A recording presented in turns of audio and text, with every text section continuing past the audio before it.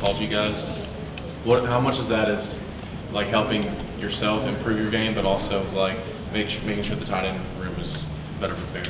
I'd say Charlie's always looking after us, and he's always preaching to us to bring the best every single day. So having him at the up front and then teaching us like how to go about things in practice and whatnot, that's helped me a ton.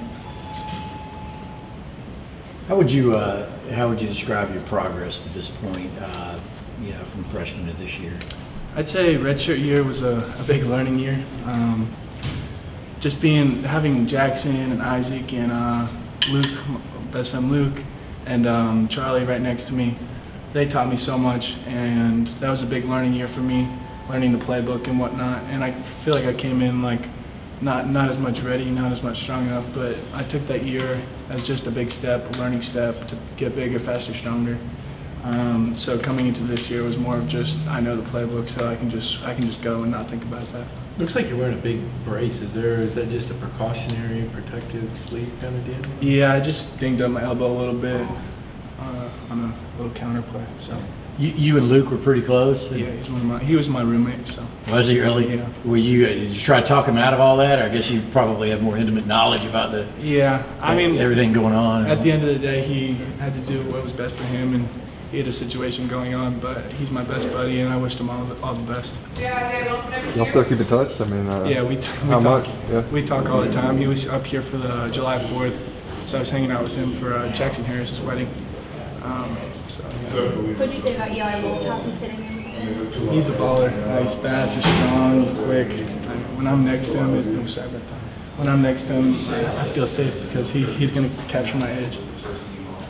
Were you surprised that Luke didn't get his eligibility for this year during the situation like he did? It's not my decision at the end of the day, so I'm not too sure about that. What's it like with so many new faces in the tight end room, knowing that you're going to be counted on? It's exciting. Just being next to two veterans, and Eli and Charlie, and then just growing with Ryland and Brett and all the other tight ends. I mean, it's a fun group, and it's competition every single day. Throughout Indy, Coach Hyler's pushing us every single day. Run to the ball, finish. So it's fun. What point was it? Depth chart. At what point was it that you kind of looked around, Isaac left, and said, "This is going to be a big year for me"?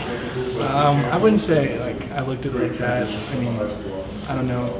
I have learned so much from them, so I knew that once I captured the playbook and once I put on some weight and once I got strong enough, I knew my time was going to come whenever it was, and I was going to help contribute in any way possible.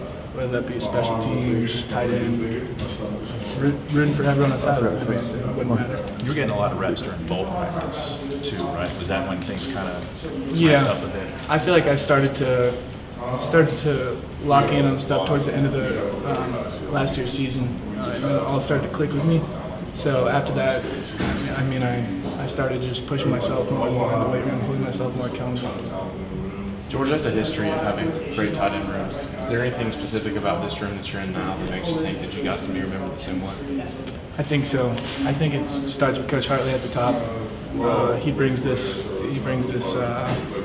line every day, feed the fire, and that's basically like everyone needs to buy in. And if you tight ends start the fire, it's contagious and it's going to catch on. And we're going to create a culture around the facility that we're ready to bring every single day. And that's what we're doing right now. And we're holding each other accountable, and we're pushing and striving to be the best every single day.